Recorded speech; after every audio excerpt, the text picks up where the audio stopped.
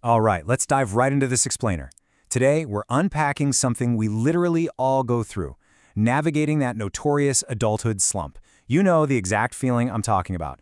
The days just start to blur together, and time slips through your fingers like sand. Well, today, we're taking our time back. We're going to explore why life goes stale, how setting long-term goals completely shifts our perspective, and why keeping a childlike curiosity is, honestly, the absolute ultimate key to living a fulfilling and interesting life as we age. Let's get into it. To kick things off, let's contrast two vastly different experiences of time. Think back to when you were a kid. Remember how childhood felt like this incredibly long, super vivid era? You probably still remember the exact layout of your favorite playground, right? But as adults, our recent memories often become this blurry, automated slog. We're essentially operating like robots on an assembly line, getting our tasks done, sure, but almost instantly forgetting the actual lived experience. We barely even remember what we did a month ago. And this contrast isn't just some trick of the mind. It's a direct symptom of how we're choosing to interact with our days. So that brings us right into Section 1, the adulthood slump, and what happens when daily life loses its flavor. This is a deeply relatable phenomenon that hits so many of us as we age into our 30s and beyond. There's this documented loss of interest in day-to-day activities. Things that used to fire us up suddenly just don't. The source material captures this heavy feeling perfectly, noting that suddenly, quote, everything felt like bland and tasteless. It's literally as if someone took the remote control for your life and just turned the color saturation all the way down. The joy simply slips away. But, why does this happen? Well, the source bluntly diagnoses the root cause here. We've slowly slipped into living without a clear goal or purpose. When we don't have a plan to live for, the daily grind becomes exactly that, a grind. Without a target on the horizon, our brains just sort of stop actively engaging. We aren't working toward anything, so the present becomes, just a waiting room. To fix this, we absolutely need a macro-level solution. This leads us to Section 2. Setting meaningful long-term goals and building a ray of hope for the future. The antidote here is giving ourselves something concrete to actually work towards. By visualizing our goals across specific intervals, where do we want to be in 6 months, 1 year, 5 years, and 10 years, we build a tangible roadmap.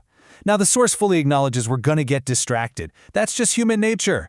But with a solid plan laid out on a timeline, we can snap our focus back so much faster.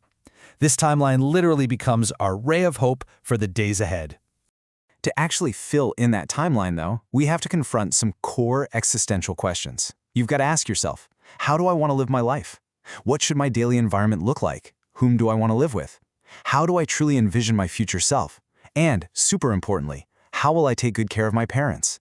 Actively sitting down and answering these questions moves us away from just passively aging and gets us actively building our future. All right, let's move to Section 3, the power of curiosity, and making daily life interesting again. So setting those long-term macro goals fixes the horizon, right? But how do we survive the daily micro grind? A random Tuesday afternoon? That comes down to curiosity. The source makes this absolutely brilliant observation about time dilation. When we do things on autopilot just to get them over with, like mindlessly washing dishes or doing the same old commute, those moments evaporate. Poof, gone from our memory. But when we apply genuine interest and curiosity to a task, it anchors the memory. It pulls us right out of that blurry automated mode and increases our retention power. Now you might be wondering, how do I force myself to be interested in mundane stuff? We can actually manufacture this interest using a super simple 4-step toolkit.